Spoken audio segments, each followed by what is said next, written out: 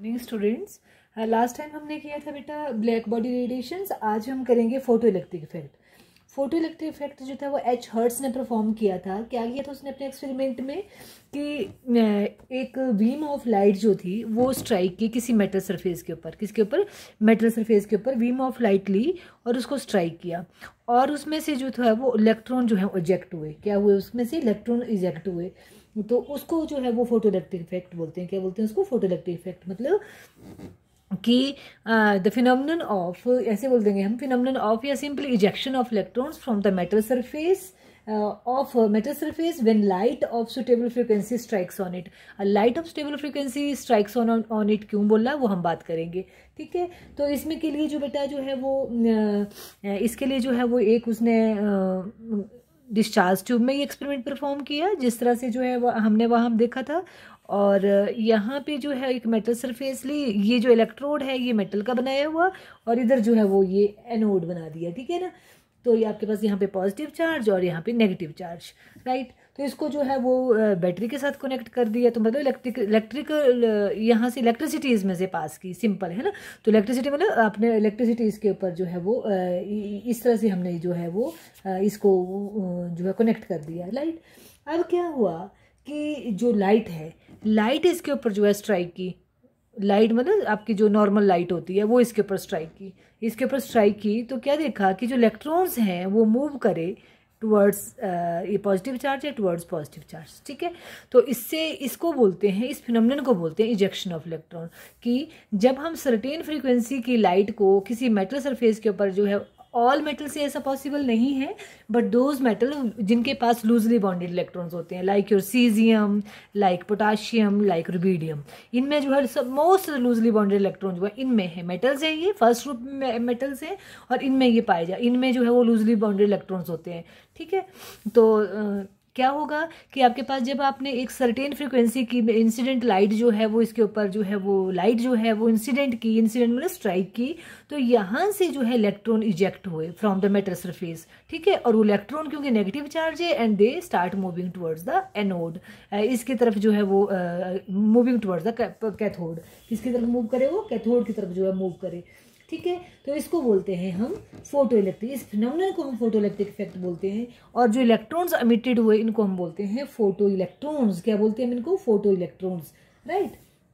और there is a no time lag, कोई time difference नहीं है। As soon as your light strikes on the surface of metal, the electrons जो हैं वो they start ejecting from the surface, ठीक है। जितने जल्दी, जितने जो है वो जितने जल्दी जो है वो जैसे ही ये पहुंचा वैसे ही आपके पास जो है वो इलेक्ट्रॉन जो है वो बीम ऑफ इलेक्ट्रॉन जो है उसमें से जो है इजेक्ट होने लग गए। This is your photo electric effect, ठीक है। अब क्या बात है कि मैंने बोला कि सर्टेन फ्रीक्वेंसी हमारे पास जो मेटल पे जो है वो जो आपके पास लाइट है जिसको स्ट्राइक होना है, इसके पास एक सर्टेन फ्रीक्वेंसी होनी चाहिए। मतलब उसकी एनर्जी जो है वो उसके पास फ्रीक्वेंसी कम से कम वो फ्रीक्वेंसी होनी चाहिए that can knock out that can eject the electron from the metal.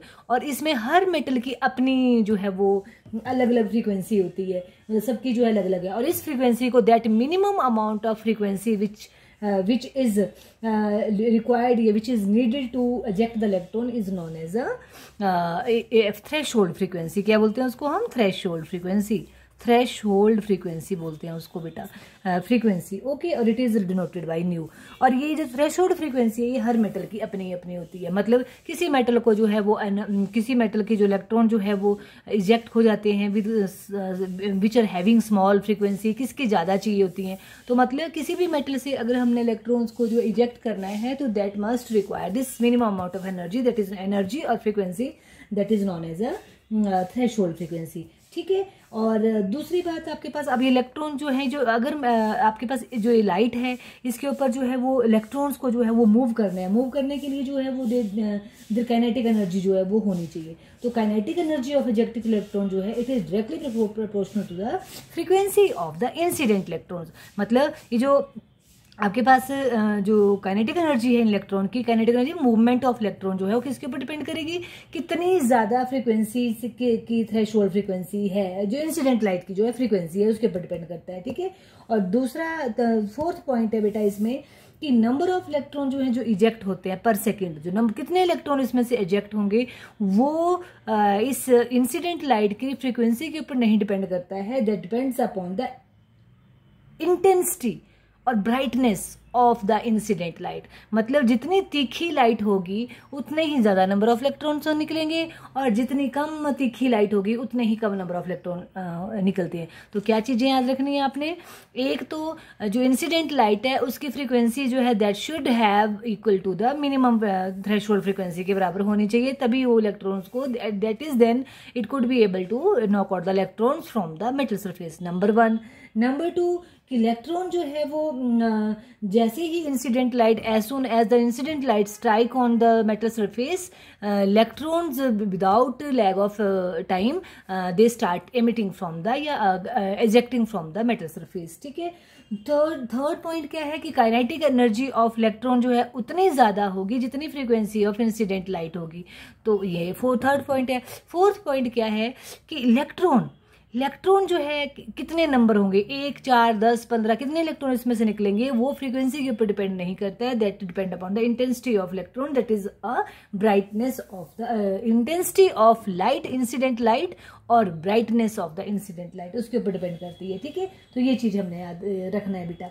उसके बाद हमारे पास जो है वो क्या बोलते हैं उसको, कौन कौन से जो है वो रेडिएशन जो है हमारे पास। अब ये जो आपके पास रेडिएशंस निकली और ये जो रेडिएशंस फॉल हुई, इसके लिए एक अनदर थ्योरी दी गई है, that is Planck's quantum theory of radiation. जैसे कि मैक्सवेल ने क्या बोला था कि जो रेडिएशंस हैं वो कंटिन्यूसली एमिट होती जाती हैं सोर्स से, ठीक है ना, ये मैक्सवेल ने बोला था। तो quantum theory, Planck's quantum theory important है बेटा, प्लैंक्स क्वांटम थ्योरी भी। तो उस चीज़ को रूल आउट किया आपके उसने कि जो ऑल इलेक्ट्रोमैग्नेटिक रेडिएशंस हैं उनके पास जो है they radiates in the form of energy. तो ये जो थी वो कंटिन्यूस जनरेशन ऑफ एनर्जी जिसमें हमने बात की। बट जो ये वाली थ्योरी है मैक्सवेल की, ये could not explain the phenomenon of black body radiations जो हमने पढ़ी थी। और दूसरी आपके पास फोटोइलेक्ट्रिक इफेक्ट में भी हमने देखा कि कंटिन्यूसली तो नहीं होता है, जितनी आपके पास जितनी एनर्जी की जो इंसिडेंट एनर्जी जो थी वो जितनी ज़्यादा फ्रीक्वेंसी की होती है उतने ज़्यादा इलेक्ट्रॉन उतने ही ज़्यादा आपके पास जो है वो इजेक्शन ऑफ इलेक्ट्रॉन्स होंगे, otherwise ejection of electron possible नहीं होगी। मतलब जब आपके पास लाइट कम होगी तो इजेक्शन ऑफ इलेक्ट्रॉन कम होगी, तो दैट मीन्स कि जो लाइट है that must not be a continuous, that must not strike on the continuous way, ठीक है। तो इसमें जो है आपके पास जो है वो इसमें आपके पास क्वांटम थ्योरी ऑफ रेडिएशन दी, जिसको आपने जो है वो रिवोल्यूशनरी थ्योरी बोलते हैं उसको मैक्सवेल की, और it is known as a quantum theory of radiation. Quantum theory of radiation का क्या कॉन्सेप्ट है बेटा, फर्स्ट कॉन्सेप्ट क्या है कि एनर्जी जो है किसी सोर्स से एमिट हो रही है, या किसी सोर्स से जो है जैसे सन से एनर्जी आ रही है, ठीक है, या बल्ब से एनर्जी आ रही है, तो energy emit or absorb, that energy is being absorbed by the substances which is present in your earth। मतलब जो एनर्जी सन से आ रही है वो एनर्जी हम एब्जॉर्ब कर रहे हैं किसी न किसी फॉर्म में, हमारे प्लांट्स एब्जॉर्ब कर रहे हैं, हम एब्जॉर्ब कर रहे हैं, हमारे घर एब्जॉर्ब कर रहे हैं। तो दैट एनर्जी मतलब energy which is emitting from the sun and the energy which is being absorbed by the people or the things which is present on the earth, it is not emitted continuously, it is emitted or absorbed discontinuously, ठीक है। that is known as this is the first feature of your Planck's quantum theory कि जो energy emit कर रही है this is source, suppose this is the source of light, यहाँ से जो एनर्जी आ रही है it is not continuously, it is in the small packets. कैसे पैकेट्स में आ रही है, जैसे समझ लो कि मैंने एक मुट्ठी आपको टॉफी फेंक दी, दूसरी मुट्ठी, तीसरी मुट्ठी, चौथी मुट्ठी, जैसे पैकेट्स में हमें जो है वो मिल रही है ये energy, and these packets of energy is known as a quantum. एक packet of energy is known as a quantum and more than one जो है क्वेंटा, उसको क्या बोलेंगे क्वेंटा। क्या बोला तो कि radiant energy is not emitted और absorbed continuously but discontinuously in the form of small packets, that is known as a quantums. Quantums के जो है वो फॉर्म में जो है ये जो है वो एमिट और एब्जॉर्ब हो रही है, तो इसको हम बोलते हैं क्वेंटम। और अगर आपके पास जो है वो जो एनर्जी है, अगर ये जिसका सोर्स जो है वो लाइट है, लाइट इसका सोर्स है, तो that is in that case it is not known as a quantum, it is known as a photon. क्या बोलते हैं इसको? फोटोन बोलते हैं। तो this is the first feature या first postulates of your Planck's quantum theory as it is paper में आता है बेटा। थर्डली बेटा क्या है कि amount of energy associated with quantum of radiation, मतलब कितनी अमाउंट ऑफ एनर्जी होगी क्वांटम में, जो पैकेट्स ऑफ एनर्जी है, it is always proportional to the frequency of light की कितनी फ्रीक्वेंसी है। तो कितनी एनर्जी होगी आपके पैकेट ऑफ लाइट की क्वांटम की, it is directly proportional to the frequency of the, इसको मैं एच नहीं लिखती हूँ, proportional to the frequency of the light, incident light, ठीक है। तो it is equal to E is equal to H nu, इसको एच न्यू बोल दिया। क्या बोला सेकंड पार्ट, क्या बोला कि energy of each quanta is directly proportional to the frequency of light, किस लाइट के फ्रीक्वेंसी ऑफ लाइट, ओके। और this H is proportionality constant and it is known as a Planck's constant. क्या बोलते हैं इसको? हम प्लैंक्स कांस्टेंट बोलते हैं बेटा। प्लैंक्स कांस्टेंट की वैल्यू याद करनी है आपको, it is 6.626 into 10⁻⁻34 joules second. ज़्यादातर ये यूज होती है हमारी, और इसको अगर हम जो है वो किलो जॉल्स में करेंगे, सेकेंड पर मोल में करेंगे, तो इसकी वैल्यूज आती है 3.99 इंटू 10⁻13 किलो जॉल्स सेकेंड। वैसे ही आएगा पर मोल भी कर लिया, इट मीन्स कि इसको divided by 6 Avogadro number 6.022 into 10⁻23 से इसको जो है वो डिवाइड भी किया गया है। तो ये वैल्यू आपके पास आई बेटा, ठीक है। तो this is your Planck's constant. Number third point इसमें क्या है कि total amount of energy emitted और एब्जॉर्ब, कितनी एनर्जी इसमें से टोटल एमिट हुई और कितनी एनर्जी जो है एब्जॉर्ब करी किसी सरफेस ने, it is equal to the whole number of quantum. मतलब E is equal to H nu है, this is the energy of quantum, and it is equal to the whole number of quantum, मतलब that is your n। मतलब अगर एक packet होगा तो उसमें जो है ये एक पैकेट में n 1 आ जाएगा, 2 पैकेट होंगे तो 2, 3 पैकेट्स होंगे 3, मतलब एक क्वांटम होगा तो 1, 2 क्वांटम होगा क्वांटा होगा तो 2 आ जाएगा। तो इस तरह से E is equal to NHC, और it is again can be nu is equal to C upon lambda. तो इस तरह से भी हम कर सकते हैं, ठीक है ना। तो इस तरह से हमारे पास जो है एनर्जी जो है वो, these are the postulates of your, you can say that this is the main features of Planck's quantum theory, okay। तो इसका मतलब क्या हुआ कि कोई भी एनर्जी जो है हमारी आती है, लेते हैं, एब्जॉर्ब करते हैं और एमिट करते हैं, वो पैकेट्स में होती है, ना कि आपके जो है वो कंटिन्यूस सोर्स ऑफ एनर्जी नहीं होता है। एक और चीज है बेटा कि आपको ये भी पूछा जाए, वन आइंस्टाइन ऑफ एनर्जी क्या होता है। वन आइंस्टाइन एनर्जी होती है कि जब आप एक मोल जो है वो 1 मोल क्वांटम जो है, it is known as 1 mole quantum और 1 मोल फोटोन। 1 मोल फोटोन यहाँ पे 1 2 3 की जगह हम 1 मोल कर देते हैं। If it is multiply by Avogadro number, then that energy is known as Einstein of energy, या 1 आइंस्टाइन ऑफ एनर्जी भी बोलते हैं। That is equal to E is equal to Einstein energy बोल देंगे इसको, 1 आइंस्टाइन ऑफ एनर्जी, और यहाँ पे आ जाएगा आपके पास एवोगाड्रो नंबर और H न्यू या NaHC अपॉन लैम्डा, कुछ भी लिख लीजिए। तो इट इज नॉन एज क्या, 1 आइंस्टाइन एनर्जी, ठीक है। तो ये बहुत बारीकियां होती हैं छोटी छोटी, जो हमें पता होनी चाहिए, जिनको हमें याद करना है, और उसके बाद हमें हर चीज बहुत ईजी लगती है। अब ये बेटा हमारे पास हम एक्सप्लेन करेंगे photoelectric effect using quantum theory. Quantum जो प्लैंक्स क्वांटम थ्योरी है इसको यूज करेंगे और फोटोइलेक्ट्रिक इफेक्ट को के साथ करेंगे इसको, ठीक है। हमने पढ़ा कि जो फोटोइलेक्ट्रिक इफेक्ट में जो आपके पास जो इंसिडेंट जो लाइट थी, उसमें उसकी जो एनर्जी है वो स्ट्राइकिंग फोटोन जिसको हम बोलेंगे, तो energy of striking photon, energy of striking जो स्ट्राइक कर रही है स्ट्राइकिंग फोटोन, फोटोन मतलब लाइट की, फोटोन इज इक्वल टू किसके बराबर है, बाइंडिंग एनर्जी। हमें पता है electron electron is binded with the binded in the atoms due to the force of attraction of nucleus. So that is known as a binding force, binding energy. So this energy is force of attraction between electron and nucleus. ठीक है. Plus आपके पास जो है kinetic energy of ejected electron, ये kinetic energy of ejected electron है, right. अगर बेटा जो फर्स्ट केस लीजिए कि अगर आपके पास जो है वो जो एनर्जी ऑफ स्ट्राइकिंग फोटोन है, इट शुड बी कैसी होनी चाहिए, बाइंडिंग एनर्जी और उसकी काइनेटिक एनर्जी. और binding energy is nothing but it is a threshold energy. मतलब कि अगर हम एनर्जी को एनर्जी लिखते हैं threshold energy, that is equal to H nu naught. मतलब एनर्जी होती है एच न्यू के बराबर. थ्रेशोल्ड एनर्जी क्या हो जाएगी या बाइंडिंग एनर्जी क्या हो जाएगी, एच न्यू नॉट. तो binding energy is equal to H nu naught, ये हो गई.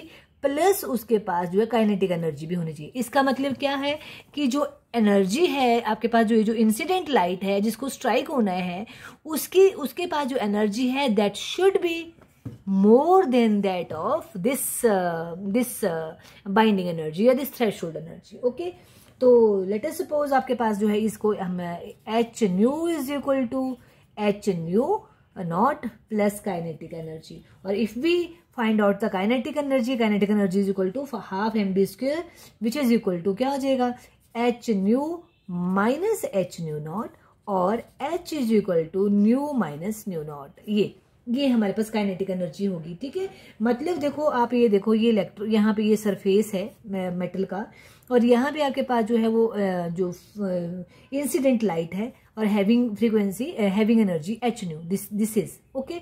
अब इसको जो है इसकी कुछ अमाउंट ऑफ एनर्जी ये है एच न्यू में से कुछ पार्ट ऑफ एनर्जी जो है वो लगेगा इस इलेक्ट्रॉन्स को यहां से नॉकआउट करना. और अगर इसकी एनर्जी जो है वो अगर इसकी थ्रेशोल्ड एनर्जी के बराबर है तो इलेक्ट्रॉन इजेक्ट तो हो जाएगा मेटल सरफेस से, बट वो दौड़ेगा नहीं.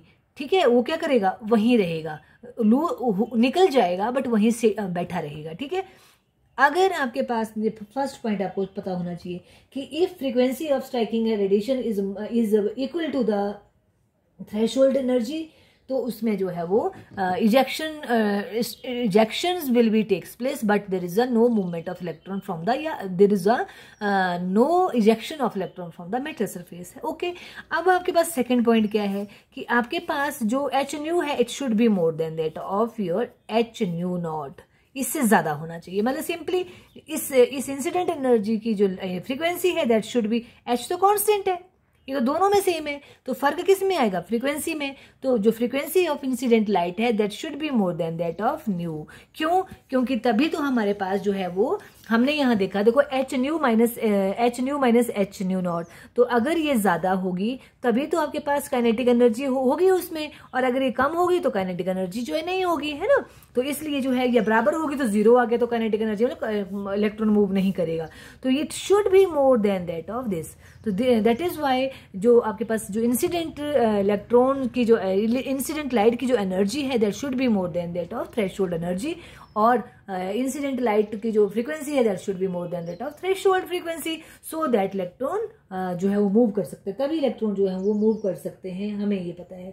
और कितनी स्पीड से मूव करेंगे, जितनी ज्यादा डिफरेंस होगा, मतलब जितनी कम थ्रेशोल्ड एनर्जी होगी या फ्रीक्वेंसी होगी उतनी ही ज्यादा काइनेटिक एनर्जी होगी. मतलब ये कोई अमाउंट है, सपोज ये 12 है, सपोज बोल रही हूँ, है ना. सपोज ये 12 है, 12 फ्रीक्वेंसी है, हर्ट्स है, और इसकी फ्रीक्वेंसी जो है वो 1 हर्ट्स है. तो ये यहाँ पे कितना आ गया 11. तो काइनेटिक एनर्जी कितनी होगी, ये तो कांस्टेंट है तो उतनी ज्यादा होगी. पर अगर किसी सब्सटेंस की थ्रेशोल्ड एनर्जी जो है वो फ्रीक्वेंसी बोलेंगे, फ्रीक्वेंसी जो है वो कैसी है, ज्यादा है. सपोज यहाँ पे मैंने 11 ले लिया तो इनमें डिफरेंस जो है 1 आया. तो इसकी काइनेटिक मतलब कि जितनी ज्यादा किसी सब्सटेंस की, किसी मेटल की थ्रेशोल्ड एनर्जी जितनी कम होगी उतना ही जो इजेक्टेड इलेक्ट्रॉन है उसकी जो स्पीड है, वेलोसिटी है, वो ज्यादा होगी. ठीक है ना. काइनेटिक एनर्जी उसकी ज्यादा होगी, और जितनी ज्यादा होगी थ्रेशोल्ड फ्रीक्वेंसी, मतलब बहुत सारी एनर्जी तो जो इंसिडेंट लाइट की है, जो इंसिडेंट लाइट की है वो तो लग जाएगी किसमें, ये तो फिक्स है ना. तो ये क्या होगी, इसको रिजेक्ट करने के लिए लग जाएगी, तो मूवमेंट के लिए कितनी रहेगी, थोड़ी सी रहेगी, है ना. तो तो ये आपके पास इसमें जो है रिलेशनशिप है। तो इस तरह से हम बेटा इसको करेंगे। उसके बाद आपके पास जो है जैसे लिखा है calculate the energy of, numerical है, कैलकुलेट द एनर्जी ऑफ, उसका करते हैं एनसीईआरटी का क्वेश्चन।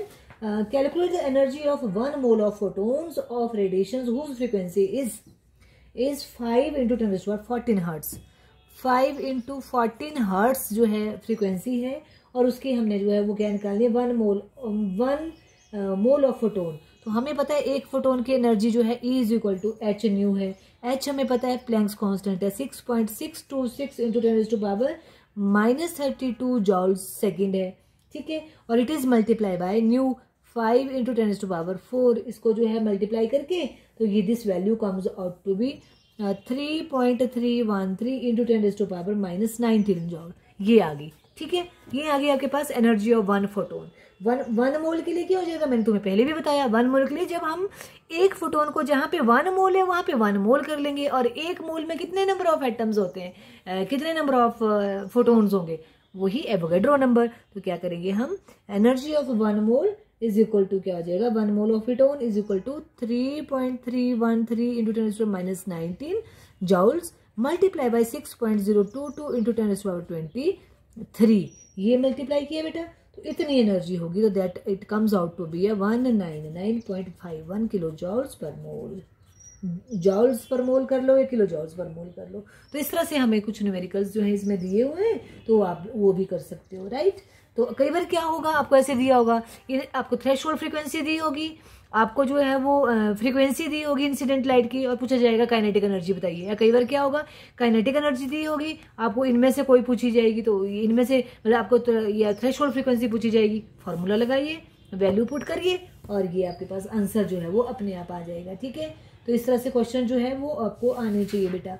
उसके बाद हमारे पास बेटा नेक्स्ट है हमारे पास एटॉमिक स्पेक्ट्रा। एटॉमिक स्पेक्ट्रा करेंगे हम। सबसे पहले हम जो है बात करेंगे, एटॉमिक स्पेक्ट्रा करने से पहले हम बात करेंगे रेनबो की। आप लोगों ने रेनबो देखा होगा, रेनबो देखा है ना, बरसातों में जो है वो, बरसातों में कि जब रेन होती है और थोड़ी धूप भी लगी होती है, तो जो हमारे स्काई में ब्यूटीफुल 7 कलर्ड जो रेनबो जो है बनता है। अभी भी 2-3 डेज बैक जो है वो रेनबो जो है वो बना था, इट वॉज देयर, ओके। तो रेनबो में आपने देखा कि देर आर 7 कलर्स, पर have you ever seen there is a gap between the 2 lights, two different colours? No, I don't see, and I must say that you haven't seen that gap in the rainbow. It is a continuous. There is a no gap between the any lights. Okay? तो इस तरह से जो हमारा जो white light है, इसका मतलब क्या हुआ कि जो white light है, white light किसको बोलते हैं, sun की light को white light बोलते हैं। किसको बोलते हैं, sun की light को white light बोलते हैं। तो white light जो है, जैसे sun को तो हमें ऐसे दिखता है एक ही कलर का, पर उसमें जो है डिफरेंट टाइप ऑफ वेवलेंथ की कलर जो है, लाइट्स जो है प्रेजेंट हैं। क्या है, डिफरेंट वेवलेंथ्स के जो है वो कलर जो है उसमें प्रेजेंट है, ठीक है। तो अगर हम क्या करते हैं कि सन की लाइट को, अगर जो आपके पास रेन वाटर की जो ड्रॉपलेट्स हैं वो भी प्रिज्म का ही काम करते हैं, और जो प्रिज्म है उसमें से अगर हम सनलाइट एक लाइट को जो है अलाउ करते हैं, that will strike on the prism of your prism, और strike on the prism, surface of the prism. उसमें क्या होगा बेटा, हमें पता है रेड लाइट की जो वेवलेंथ है, अभी पीछे पढ़ा हमने, मैक्सिमम है। कैसी है, मैक्सिमम है। और फ्रीक्वेंसी क्या है उसकी, मिनिमम है। और आपकी जो वायलेट लाइट की है उसकी जो वेवलेंथ है वो मिनिमम है, ठीक है ना। तो इसके और उसकी फ्रीक्वेंसी जो है मैक्सिमम है। तो जितनी ज्यादा किसी की वेवलेंथ होगी उतना ही उसकी जो एंगल ऑफ स्प्लिटिंग है वो उतना ही क्या होगा, कम होगा, ठीक है। तो जो आपके पास जो रेड लाइट है वो सबसे कम डेविएट करेगी जब ये स्प्लिट करेगी, तो ये जो है सबसे कम डेविएट करेगी क्योंकि इसका वेवलेंथ जो है वो सबसे बड़ा है। और वायलेट लाइट की जो वेवलेंथ है वो सबसे छोटी है, तो मैक्सिमम डेविएशन जो है किसकी होगी, आपके वायलेट की। ये यहाँ से हो गया, ये यहाँ से आना चाहिए था, ठीक है, वायलेट की। तो यहाँ वायलेट आ गया, यहाँ पे रेड आ गया। अब इस तरह से हमारे पास जो है वो 7 कलर्स में ये स्प्लिट कर जाती है, 1 2 3 4 5 6 एंड ये 7, इसको यहाँ करेंगे वी योर 7, ओके। और ये आपके पास जो है इससे जो थोड़ी सी बड़ी जो है वो इंडिगो की वेवलेंथ है, उससे बड़ी जो है वो ब्लू की वेवलेंथ है, उससे बड़ी जो है वो ग्रीन की वेवलेंथ है, उससे ज़्यादा जो है वो वायलेट की है, येलो की है और फिर ऑरेंज की है। तो इस तरह से हमारे पास वेव बन जाता है 7 कलर। और ये जो हमारे पास 7 कलर्स होते हैं बेटा, ये कैसे होते हैं, एक दूसरे के साथ मिक्सड होते हैं, ठीक है। तो इसको हम बोलते हैं कंटिन्यूस स्पेक्ट्रम। तो ऑलवेज रिमेंबर कि जो हमारे जो व्हाइट लाइट है, चाहे बल्ब की लाइट है उसको भी व्हाइट लाइट बोलते हैं। अगर इनको हम प्रिज्म से और इसको जो स्प्लिटिंग ऑफ जो व्हाइट लाइट है इनटू डिफरेंट कलर, इसको हम बोलते हैं डिस्पर्शन। क्या बोलते हैं हम इसको? डिस्पर्शन बोलते हैं। और ये जो हमारे पास कलर ऑफ बैंड बना, जो बैंड ऑफ कलर बना, इसको हम बोलते हैं स्पेक्ट्रम। क्या बोलते हैं हम? स्पेक्ट्रम। स्पेक्ट्रम अभी हमने पढ़ा कि अगर हम डिफरेंट रेडिएशंस को अकॉर्डिंग टू देयर वेवलेंथ्स जो है पुट करेंगे इंक्रीजिंग ऑर्डर में, और decreasing order of their wavelengths और increasing order of their frequency, या तो हम उसको क्या बोलते हैं? स्पेक्ट्रा बोलते हैं, स्पेक्ट्रम। और ज्यादा होंगे तो स्पेक्ट्रम। और क्योंकि इसमें कोई गैप नहीं है तो इसको बोलते हैं हम कंटिन्यूस स्पेक्ट्रम। बट अगर हम इस तरह से बेटा, अगर हम, ये तो थी लाइट की बात, अब हम बोलते हैं जो आपके पास एटॉमिक स्पेक्ट्रम है। एटॉमिक स्पेक्ट्रम में हम सबसे जो लेते हैं वो हाइड्रोजन स्पेक्ट्रम लेते हैं। कौन लेते हैं? हाइड्रोजन। हाइड्रोजन में एक ही एटम होता है, ठीक है।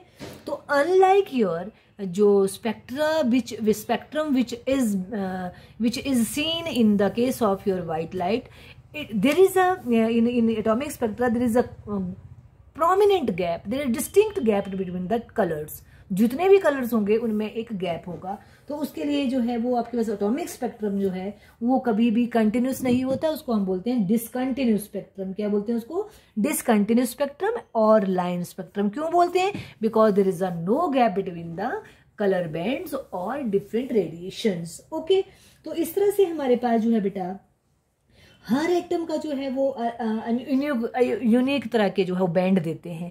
तो इसलिए इसको जो है फिंगरप्रिंट्स ऑफ एटम भी बोल सकते हैं। मतलब we can distinguish if we see, मतलब by seeing the spectrum of any atom we can recognise that this is belong to that particular kind of atom. Okay, जैसे फॉर एग्जाम्पल आपके पास हम जो है वो सोडियम की बात करते हैं। किसकी बात करते हैं? सोडियम की बात करते हैं। तो सोडियम का जो स्पेक्ट्रम है वो 2 बैंड शो करता है, 589 नैनोमीटर से लेके, मतलब एक इस पे इस वेवलेंथ का, और एक 589.5 नैनोमीटर, ये 2। तो अगर हमारे पास इस तरह के 2 बैंड बने होंगे तो हम उसको बोल देंगे कि ये कैसा स्पेक्ट्रम है? ये सोडियम का स्पेक्ट्रम है, ठीक है। तो अब हम जो है वो स्पेक्ट्रम जो हमने पढ़ लिया कि जो आपके पास एटॉमिक स्पेक्ट्रम जो है वो लाइन स्पेक्ट्रम होते हैं, और इसमें जो है वो 2 तरह का होता है। एक आपके पास जो है बेटा एब्जॉर्प्शन स्पेक्ट्रम एंड दूसरा एमिशन स्पेक्ट्रम।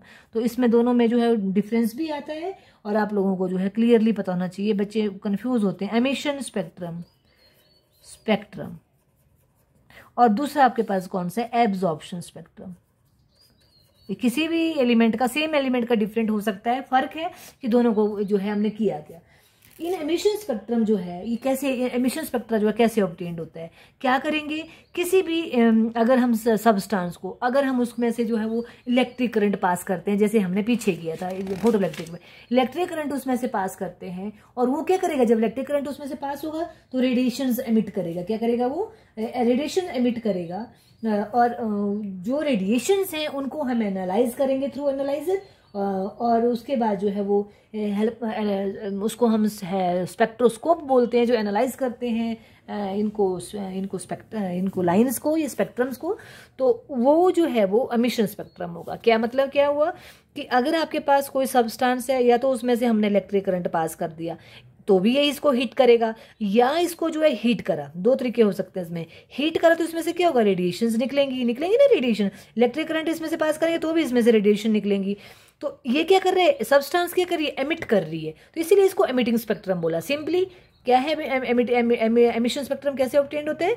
इधर by passing the electric discharge और बाय हीटिंग द सब्सटेंस। मतलब जैसे कोई चीज़ अगर हीट हो रही है दैट मीन्स वो रेडिएशन एमिट कर रही है। जैसे हमने उस दिन बात की थी, लोहे की तार को हम गर्म कर रहे हैं, चिमटे को हम गर्म कर रहे हैं, तो वो एमिट कर रहे हैं। एक तरफ से वो रेड हो जा रहा है, डल रेड, फिर ब्राइट रेड, फिर ऑरेंज, फिर येलो, फिर देन वाइट, देन ब्लू। तो वो क्या कर रहा है, एमिट कर रहा है रेडिएशन, है ना। तो दैट काइंड ऑफ स्पेक्ट्रम जो ऑब्टेन होगा उसको हम बोलते हैं एमिशन स्पेक्ट्रम। क्या बोलते हैं हम, एमिशन स्पेक्ट्रम। जितने कलर की, जैसे आपके पास सोडियम की बात करते हैं हम, सोडियम को के मेटल को जब हम उसमें से इलेक्ट्रिक करंट पास करते हैं या उसको हीट करते हैं, तो उसमें से 2 लाइन जो है डिस्टिंक्ट येलो लाइन जो है ऑब्टेन्ड होंगी at the wavelength of 589 nanometre, और दूसरी जो है 589.5 नैनोमीटर। बाकी सब जो है वो कुछ नहीं होगा, डार्क होगा, सिर्फ 2 yellow lines are obtained in case of sodium.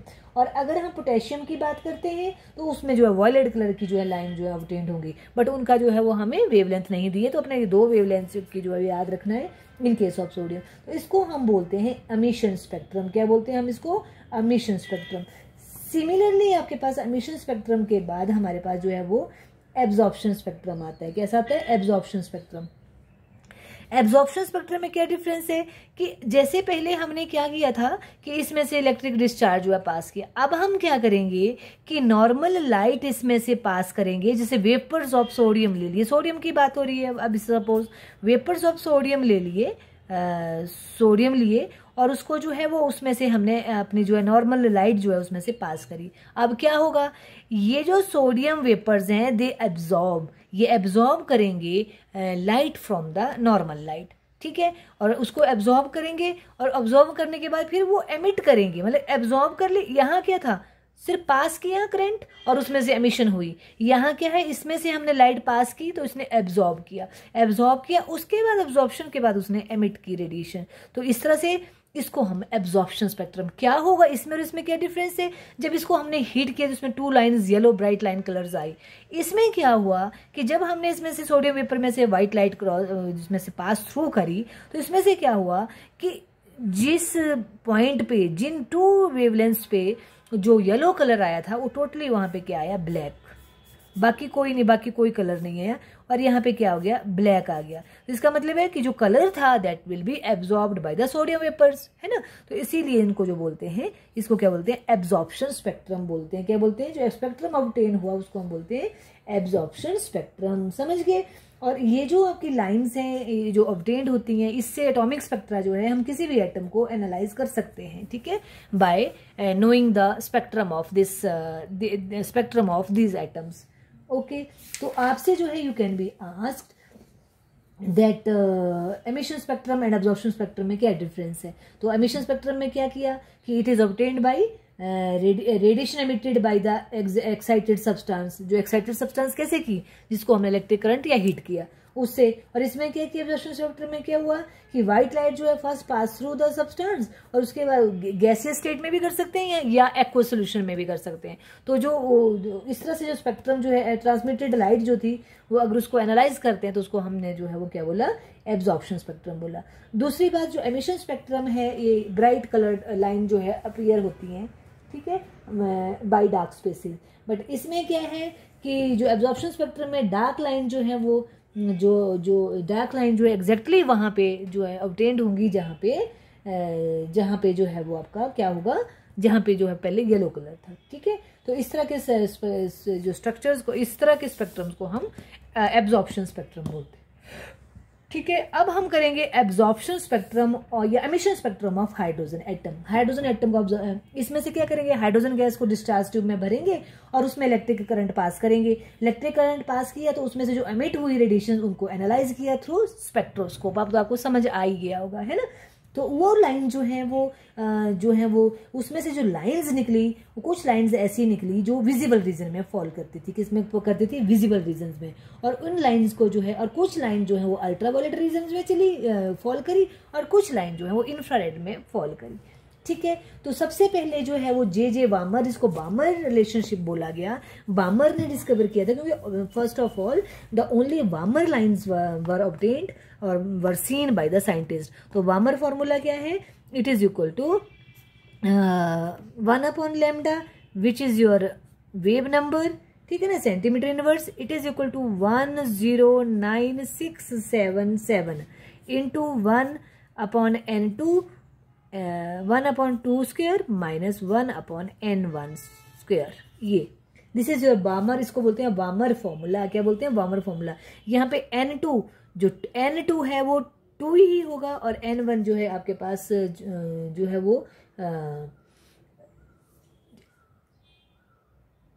n1 जो है वो आपके पास मतलब n है, not n, n2 square upon n जो है आपके पास 3 4 5 6 हो सकता है, बट ये जो n है n ये जो ये वाला है ये 2 ही होगा, ये सिर्फ 2 ही था, तो इसलिए इसको जो है बामर फार्मूला बोला। और ये सिर्फ एप्लीकेबल है ओनली फॉर विजिबल रीजन, क्योंकि एट दैट टाइम जो बाकी जो है वो उनके लिए नहीं किया गया था, इसलिए इसको बामर फॉर्मूला बोलते हैं। और इसीलिए इसको जो है वो इसी नाम से फॉर्मूला बामर सीरीज उनको बोला, जो लाइंस हैं उनको बामर सीरीज बोला, which falls in the visible region. Okay, soon afterwards जो है वो series of spectral lines of hydrogen atoms in different scenes were discovered.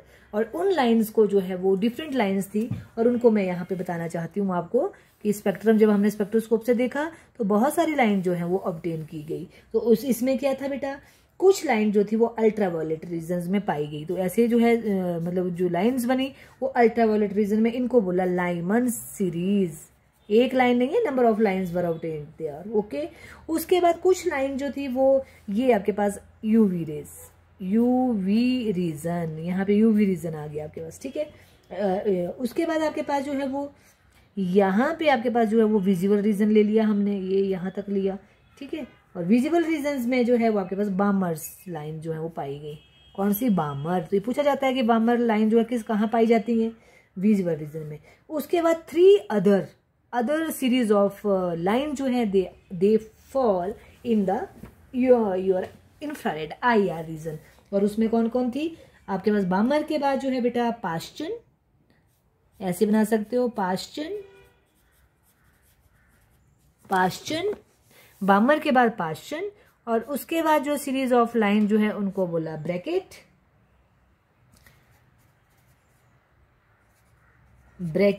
और लास्ट वाली जो है वो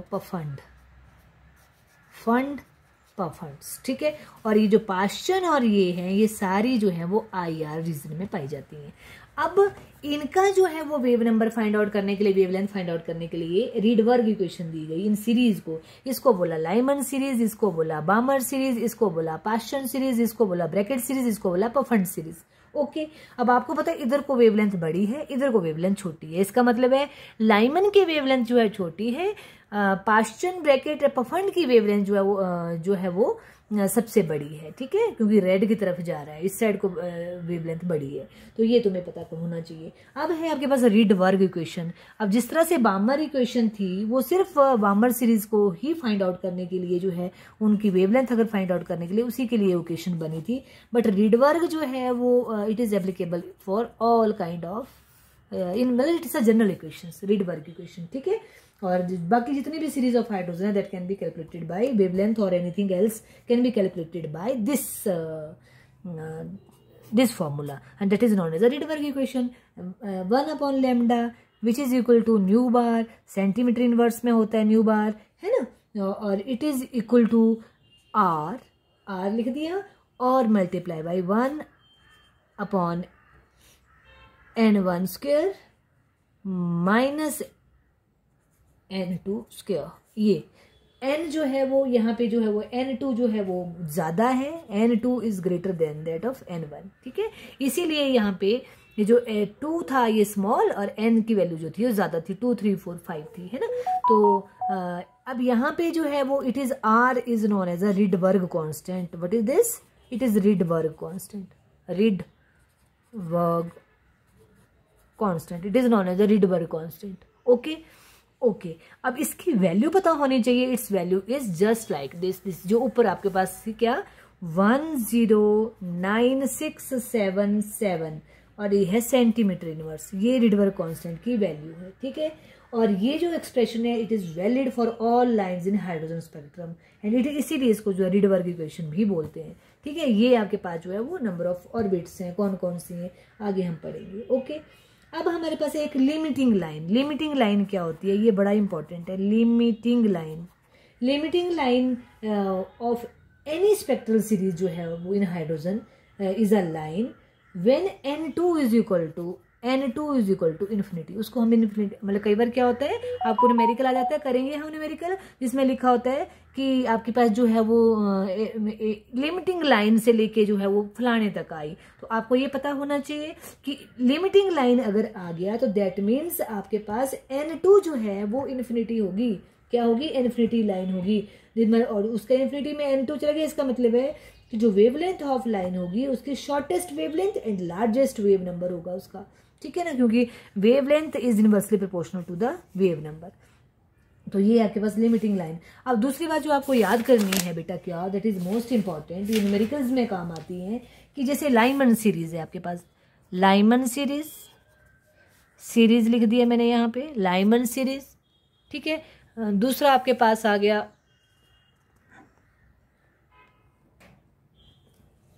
नंबर 1 है आपके पास, नंबर 2 है आपके पास Balmer series, Balmer series. Third आपके पास है पाश्चन सीरीज, पाश्चन सीरीज। और फोर्थ आपके पास है ब्रैकेट, ब्रैकेट सीरीज। और फिफ्थ आपके पास है पफंड, पफंड सीरीज। ओके, अब रीजन आपको बता दिया गया है। रीजन लाइमन जो है वो किस में पाई जाती है, यूवी में। वामर जो है वो किस में पाई जाती है, आपके जो क्या है विवियोर में, या विजिबल रीजन वो जिसको बोलते हैं हम, विजिबल रीजन में। और ये सारी जो है वो IR में। तो ये तो रीजन आ गई। इसमें जो मेन बात है N1 कितना होगा और N2 कितना होगा, this is very important. Lyman series सबसे छोटी है, तो बेटा इसमें N1 जो होगा वो 1 होगा। क्या होगा, N1 1। बामर में N1 जो है वो 2 होगा, मतलब सबसे लोएस्ट जो लाइन होगी यहाँ से स्टार्ट होगी, ठीक है। पाश्चन में जो आपका N1 है वो 3 है, ब्रैकेट में 4 है और इसमें 5 है। अब just turn back your paper and see here, this is your बामर equation. And बामर equations में जो है बेटा आपके पास यहाँ पे N2 लिखा हुआ है। तो N2 मतलब कि इसकी जो लोएस्ट जो आपके पास N है वो 2 होगा, और N जो है आपका हाईएस्ट हो सकता है। तो सिमिलरली वही चीज़ आई यहाँ पे कि यहाँ पे N1 जो है 2 है, बाकी आपके पास जो है वो हाईएस्ट हो सकता है, ठीक है। ओके, ये आपके पास आ गया बच्चे। अब इसको जो है याद करना है आपको अच्छे से। अब अगर बेटा ये जो रिडबर्ग इक्वेशन है, it is applicable only for hydrogen which contains only 1 atom, okay, and the other atoms like hydrogen which contains only one electron, not 1 atom, 1 electron. अब ऐसी कौन सी और स्पीसीज है जिनके पास 1 इलेक्ट्रॉन हो सकता है, तो वो क्या हो सकती है, हाइड्रोजन लाइक आयंस। और तो हो नहीं सकती, एटम हाइड्रोजन एक ही है, 1 इलेक्ट्रॉन वाली है, ये 1 इलेक्ट्रॉन वाली है ना। बाकी तो क्या है आपके पास, बाकी से हीलियम है, उसके पास 2 इलेक्ट्रॉन है, लिथियम उसके पास 3 इलेक्ट्रॉन है। बट अगर हम हीलियम का 1 पॉजिटिव बोल देते हैं तो ये हाइड्रोजन लाइक एटम बन गया, हाइड्रोजन लाइक आयन बन गया। सिमिलरली लिथियम को जो मैं 2 पॉजिटिव बोल देती हूँ, तो मतलब क्या, इस हीलियम के पास कितने इलेक्ट्रॉन है, 1, क्योंकि 1 पॉजिटिव चार्ज है, 1 इलेक्ट्रॉन इसका निकल चुका है। लिथियम 2 पॉजिटिव के पास कितने इलेक्ट्रॉन है, 2 निकल चुके, तो 1 इलेक्ट्रॉन।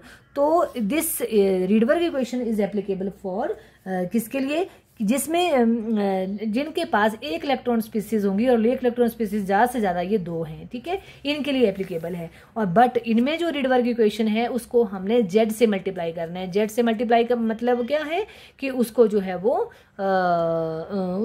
वो हमने इसके एटॉमिक नंबर से मल्टीप्लाई करना है। तो what is your Rydberg equation, 1/λ is equal to nu bar is equal to 109677 centimetre inverse, है ना। और यहाँ पे आ गया 1/n1 square and 1n1 square minus 1/n2 square, and यहाँ पे मल्टीप्लाई हम Z से कर देंगे। जैसे अगर सपोज हाइड्रोजन की बात करते तो हाइड्रोजन में कितने ना एटॉमिक नंबर है, Z इज एटॉमिक नंबर दिया, हाइड्रोजन में कितने एटॉमिक नंबर है, 1, तो यहाँ पे 1 आ जाएगा, तो फॉर्मूला ये रहेगा। हीलियम में कितना एटॉमिक नंबर है, 2, तो Z यहाँ पे मल्टीप्लाई क्या करना पड़ेगा, 2। तो वो रिडबर्ग इक्वेशन जो है वो वेवलेंथ ऑफ फाइंड आउट करने के लिए वो एप्लीकेबल होगी। और लिथियम के लिए यहाँ पे 3 से मल्टीप्लाई करना पड़ेगा। ये this should be remembered by you, okay. तो ये था आपके पास बेटा जो आपके पास atomic spectrum and hydrogen. Okay,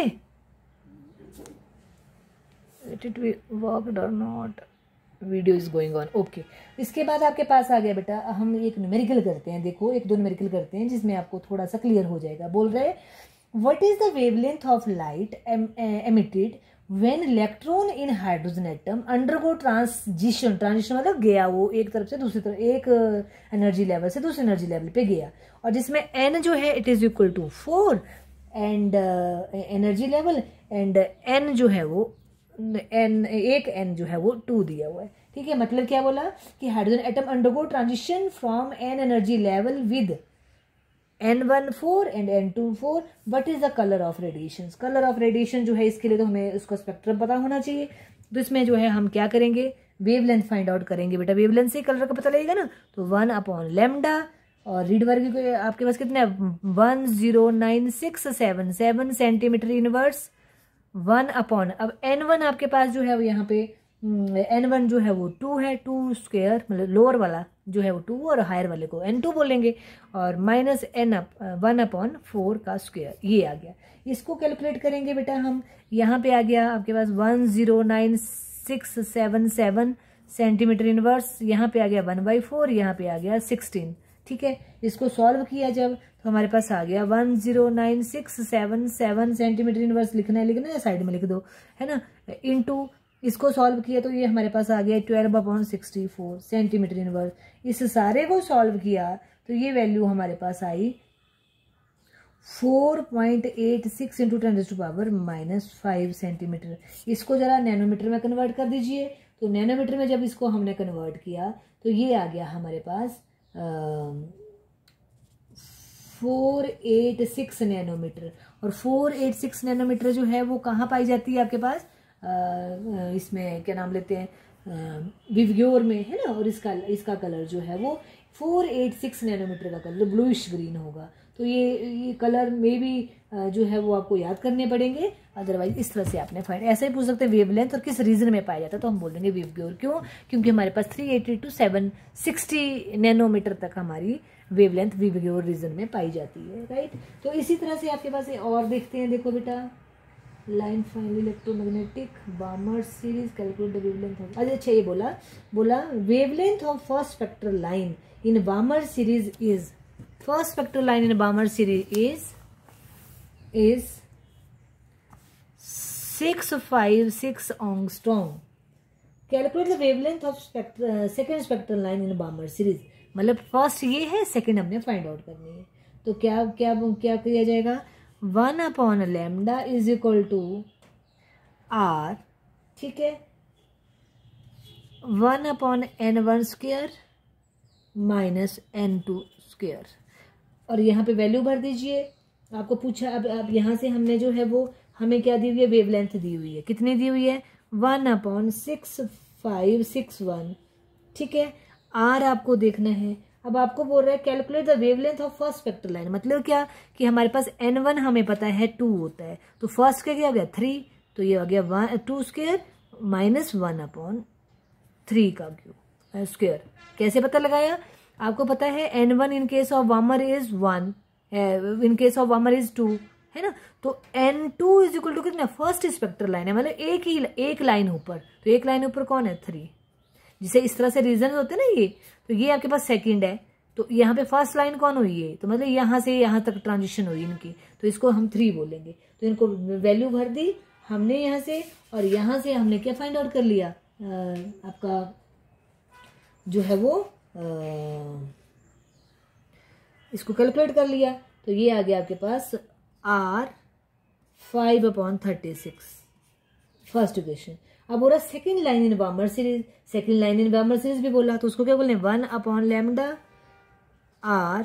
second line ये तो रहेगा same, N1 is equal to same रहेगा। सेकेंड लाइन का मतलब क्या हो गया 4, फोर्थ सेकेंड लाइन है इसके लिए, तो जब इसको कैलकुलेट किया तो it is equal to R 3/16, ठीक है। और हमने जो है सेकेंड की वेवलेंथ फाइंड आउट करनी है, तो हम क्या करेंगे, दिस डिवाइडेड बाय दिस, तो क्या हो गया, ये आ जाएगा आपके पास 1/6561, और डिवाइड किया तो लैम्डा ऊपर चला गया है ना, which is equal to R R 5/36 और मल्टीप्लाई बाय 16/3r। इस तरह से ये और ये कैंसिल हो गए और इनको भी इनको सबको कैंसिल कर दीजिए, जो भी वैल्यू आएगी वो लैम्डा की वैल्यू आई और it comes out to be 4860। इस तरह से हमने इसको करना है, ठीक है। तो अभी एक क्वेश्चन और है, क्या है, calculate the wavelength for longest wavelength transition in Barmer series of atomic hydrogen. Wavelength find out करनी है for the longest series in of, कुछ नहीं दिया है, कोई वैल्यू नहीं दी है, कुछ नहीं दी है। क्या बोला, find out the wavelength for longest wavelength transition. क्या बोला, लॉन्गेस्ट वेवलेंथ ट्रांजिशन कौन है, लिमिटिंग लाइन ट्रांजिशन कौन सी है, that is your limiting line, जो भी था आपके पास value, that is limiting line, okay, जो मैंने बोला। तो ये एनसीईआरटी का क्वेश्चन है। तो लिमिटिंग लाइन का मतलब क्या हुआ बेटा, कि आपके पास यहाँ 1/λ is equal to R 1/n1² minus 1/ यहाँ पे इन्फिनिटी का स्क्वायर हो जाएगा n2, है ना। तो आर आपके पास है 109,677 1/, वामर है तो 2⁻² और यहाँ पे आ जाएगा इन्फिनिटी, ठीक है। तो ये इन्फिनिटी का जो है वो अगर हम वो करते हैं ना, क्या बोलते हैं उसको,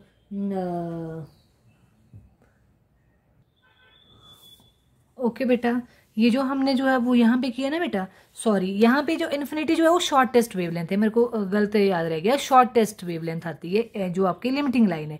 यहाँ बोला लॉन्गेस्ट लाइन, लॉन्गेस्ट लाइन कौन होगी, जो आपके बार्मर्स में सेकेंड है ना, उसके साथ वाली जो है, देखो यहाँ पे शॉर्ट, जितना दूर जाएगी इन्फिनिटी डिस्टेंस में चलेगी तो हमारे पास जो है वो शॉर्टेस्ट वेवलेंथ होगी, और जब बिल्कुल पास ही होगी तो सबसे 2 से सबसे क्लोज कौन है, 3, तो ये आपके पास जो है लॉन्गेस्ट वेवलेंथ होगी। आई एम वेरी सॉरी, यहाँ पे 3 आएगा और यहाँ पे भी 3 आएगा, तो इसको कैलकुलेट कर लीजिए, वो आपकी जो है वो वैल्यू होगी बेटा। इसको कैलकुलेट करके हमारी वैल्यू आई 15233 सेंटीमीटर इनवर्स, और इसको जो है अगर मीटर में करना है तो 1.523 इंटू 10⁻6 मीटर इनवर्स। इस तरह से आप इसको फाइंड आउट कर। अगर आपको बोलता लिमिटिंग लाइन तो आपने फिर वहाँ पे इन्फिनिटी लानी है, वो न्यूमेरिकल की हम मतलब आप जो है वो करना, उसको कोई प्रॉब्लम होगी तो पूछना, ठीक है। तो ये बेटा आपके पास जो है वो हमने जो है वो हाइड्रोजन स्पेक्ट्रम और उसके बारे में पढ़ लिया। आगे फिर अब हम करेंगे बोहर मॉडल। अब पहले इसके न्यूमेरिकल कीजिए, और आज आपका जो है वो टेस्ट भी है, मैं आज टेस्ट दूंगी आपको। तो ओके, फिर आज के लिए इतना ही काफ़ी है। यहाँ पे देखो शॉर्टेस्ट वेवलेंथ मतलब इन्फिनिटी से जब आएगी, और लॉन्गेस्ट वेवलेंथ मतलब इमीडिएट आफ्टर वाली, ठीक है। जैसे बामर के लिए n = 2 है, लाइमन के लिए n1 = 1 है, तो उसकी जो है लॉन्गेस्ट वेवलेंथ जो है वो 2 हो जाएगी। अगर आपके पास जो है वो पास्चन की बात करते तो उसके लिए लॉन्गेस्ट वेवलेंथ वाली 4 आ जाएगी, और यहाँ पे 3 मतलब इमीडिएट वाली। और अगर आप जो है ब्रैकेट की बात कर रहे हैं तो यहाँ पे आपके पास जो है वो 3 आ जाएगी, तो यहाँ पे 4, अगले में यहाँ पे 4, तो यहाँ पे 5। इस तरह से आपने करना है। फिर भी कोई कन्फ्यूजन हो तो यू कैन आस्क मी। कई बार यहाँ पे limiting line shortest wavelength, longest frequency, highest frequency, shortest wavelength, ये होगा। तो आज के लिए इतना ही काफ़ी है। अगले वीडियो लेक्चर्स में मिलते हैं, पर होपफुली आपको पिछला आता होगा।